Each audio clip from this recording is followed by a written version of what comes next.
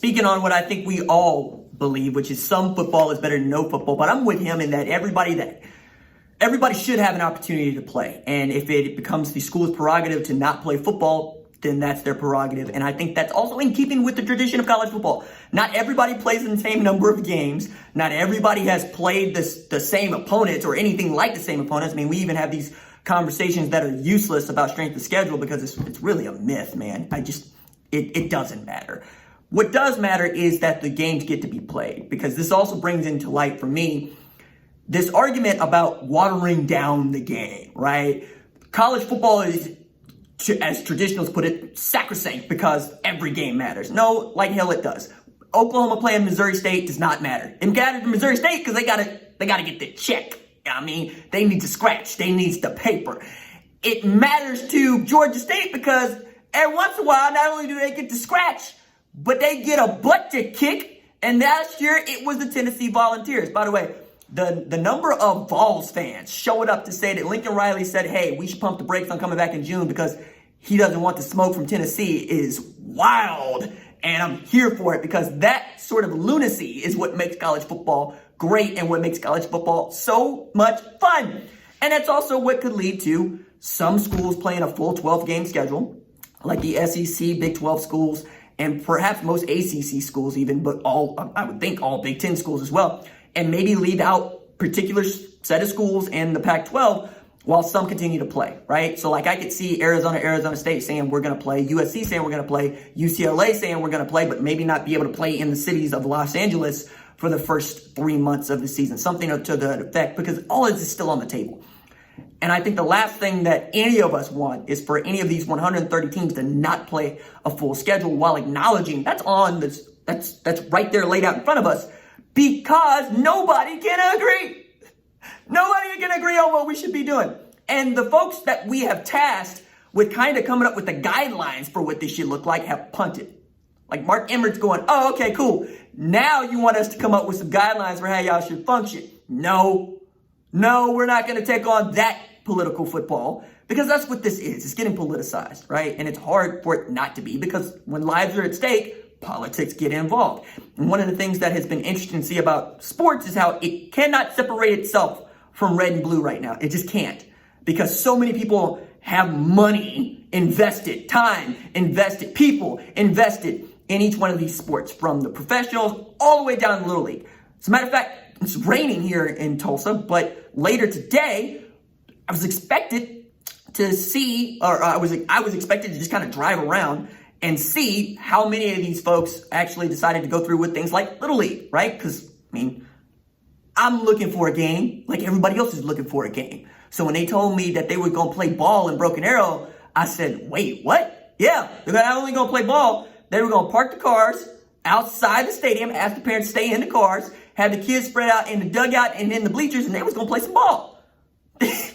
All right, wait, that's how bad we want it, but that's how bad we want our kids to play. And if we're doing that on a youth level, on a local level, you really think that folks are going to not let Lincoln Riley play football? No, I don't think that's it either, but I'm with him in that I'm going to push it down the road for as far as I possibly can, because every day is a life I get to save, right? How often do we get to say something like that, right? And the arguments are all over the place, from, hey, we wear seatbelts now, that sort of stuff. And I think having to give this thoughtful analysis to such a thing, especially in sports, is difficult. And it's difficult for us in sports to want to, because one of the reasons that you go to sports, as many people will tell you, is to escape. I don't look at sports as an escape. I look at it as a prism through which to see the world and to see it much more fully, and to recognize just what matters in parts of the country and parts of the region and parts of the world. Because college football in the South lets you know what is important in the South. Baseball, Northeast, lets you know what's important in the Northeast, right? European football is called European football for a reason. Playing footsie matters way more than playing American football.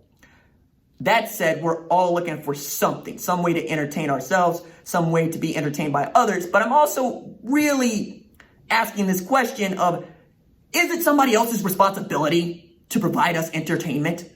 Or can we not do that for ourselves? Because as much as I love watching LeBron James work, And I love watching Kyler Murray work. I don't think it's their job to entertain me, and that's one of the reasons why they get compensated, right? So if they don't want to work, cool, you don't have to compensate them. But also, we can't force them to work for our own entertainment. That's wrong. Like, that's counterintuitive to what we all believe. That's counterintuitive to quite literally what it means to be an American, right? Supporting the rights of others to do something that you find reprehensible is American, right? That's one of the reasons that you do fall in love with the country. Is it ain't that you get to say what you want to say. It's that you have to listen to somebody else yell what you cannot stand to be heard. I love that. That was the part of the country that I was taught to believe in, one of many facets I was taught to believe in. And one of the reasons that my parents risked it all, quite literally, so that we could do this. Now, playing college football while having patriotic overtones is not, as much as I hate to say it, terribly important unless you want to start talking about how it's going to affect future college football or future athletic programs. Because, shocker, athletic programs are living paycheck to paycheck. Shocker, not everybody has saved their money in the way that they tell everybody else to save their money. That's the other thing that this whole pandemic has exposed to me is how many folks were actually taking their own advice and putting away money in their savings, if they could, right? If they could, because there's also, hey man, pull yourself by your bootstraps, but if you ain't got no bootstraps to pull up, then that's just a wash, right? There are some people that absolutely need that money on time.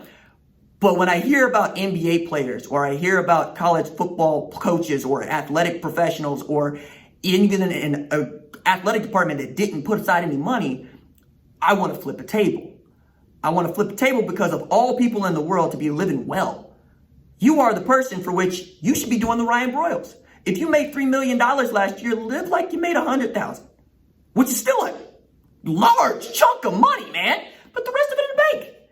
You know, it was like one of my favorite profane speeches in The Gambler is given by John Goodman. You know, you find this indestructible house, you know, you pay your taxes, you put the rest in a hedge fund, and you skim off the top to pay your interest, and you live off of that.